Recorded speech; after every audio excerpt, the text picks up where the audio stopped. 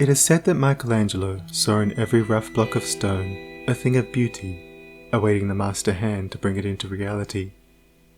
Even so, within each there reposes the divine image, awaiting the master hand of faith, and the chisel of patience to bring it into manifestation. And that divine image is revealed and realized as stainless, selfless love. Hidden deep in every human heart, though frequently covered up with a mass of hard and almost impenetrable accretions, is the spirit of divine love, whose holy and spotless essence is undying and eternal. It is the truth in man. It is that which belongs to the Supreme, that which is real and immortal. All else changes and passes away. This alone is permanent and imperishable. And to realize this love by ceaseless diligence in the practice of the highest righteousness, to live in it and to become fully conscious in it, is to enter into immortality here and now, is to become one with truth, one with God, one with the central heart of all things, and to know our own divine and eternal nature. To reach this love, to understand and experience it, one must work with great persistency and diligence upon his heart and mind, must ever renew his patience and keep strong his faith, for there will be much to remove, much to accomplish before the divine image is revealed in all its glorious beauty.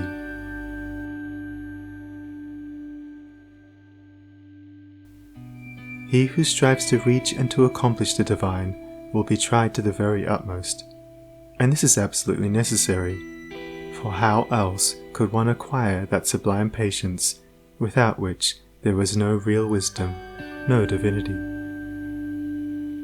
Ever and anon, as he proceeds, all his work will seem futile, and his efforts appear to be thrown away.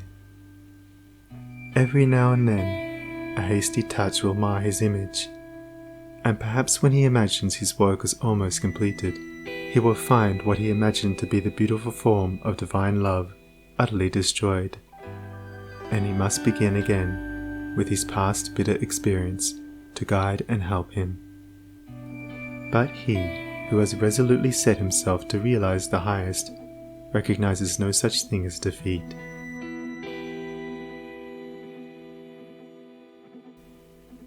All failures are apparent, not real. Every slip, every fall, every return to selfishness is a lesson learned, an experience gained, from which a golden grain of wisdom is extracted, helping the striver toward the accomplishment of his lofty object.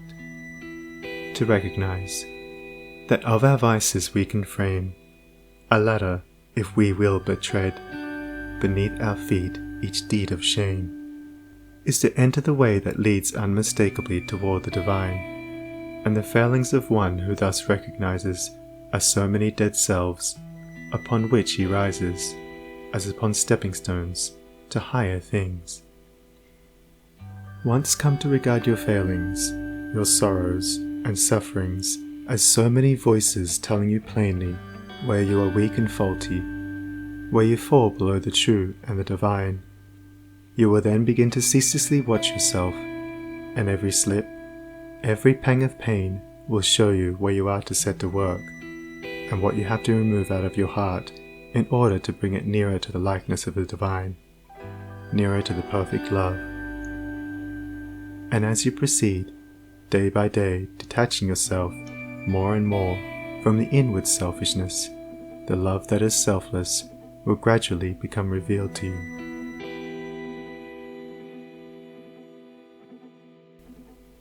And when you are growing patient and calm, when your petulances, tempers, and irritabilities are passing away from you, and the more powerful lusts and prejudices cease to dominate and enslave you, then you will know that the divine is awakening within you, that you are drawing near to the eternal heart, that you are not far from that selfless love, the possession of which is peace and immortality.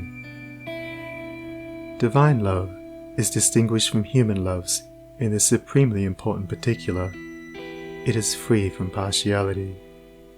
Human loves cling to a particular object to the exclusion of all else, and when that object is removed, great and deep is the resultant suffering of the one who loves. Divine love embraces the whole universe, and, without clinging to any part, yet contains within itself the whole. And he who comes to it by gradually purifying and broadening his human loves until all the selfish and impure elements are burnt out of them, ceases from suffering. It is because human loves are narrow and confined and mingled with selfishness that they cause suffering. No suffering can result from that love which is so absolutely pure that it seeks nothing for itself.